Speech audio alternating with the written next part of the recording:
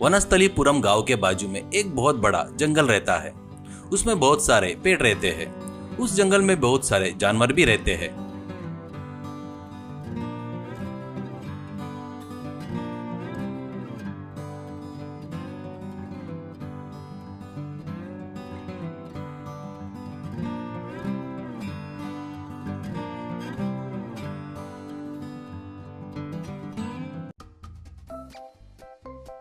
वहां के लोग उस जंगल के जानवरों का शिकार करना, पेड़ों को काटकर बेचना ऐसे काम करते थे।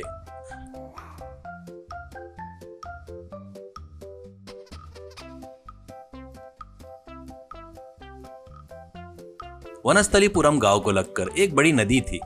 कुछ लोगों का तो उस नदी में मछली पकड़ना ही जीवन का आधार था।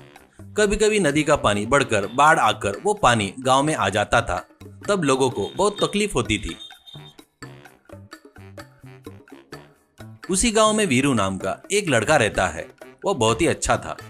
वो भी जंगल में पेड़ काटने वाला था, पर वो हरे भरे पेड़ों को कभी नहीं काटता था। सूखे हुए पेड़ों को ही काटकर बेचता था।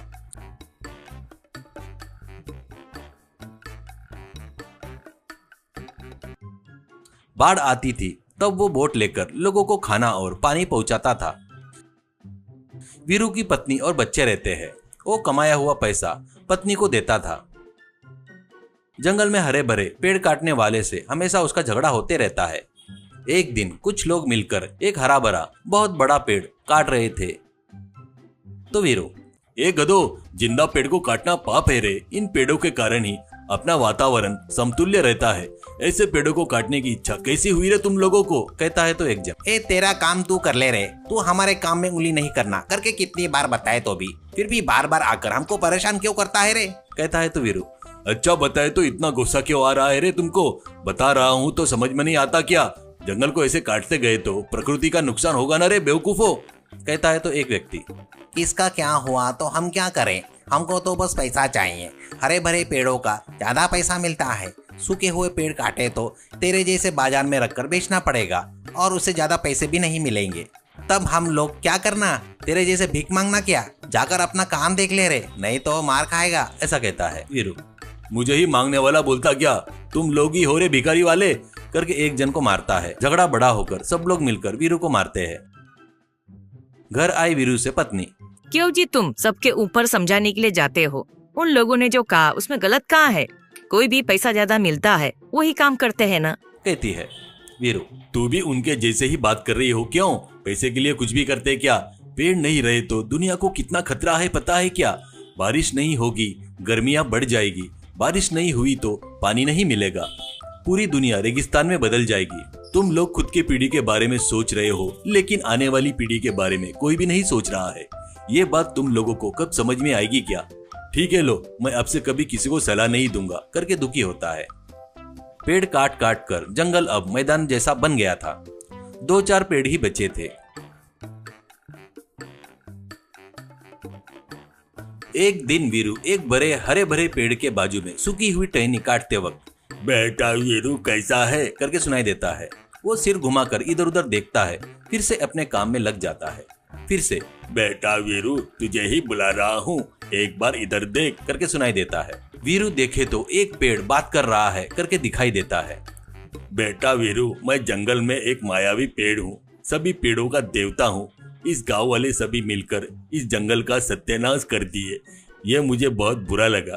तू अकेला ही है जो हरे भरे पेड़ों को नहीं काटता और हमारे लिए झगड़ा भी करता है, मार भी खाता है।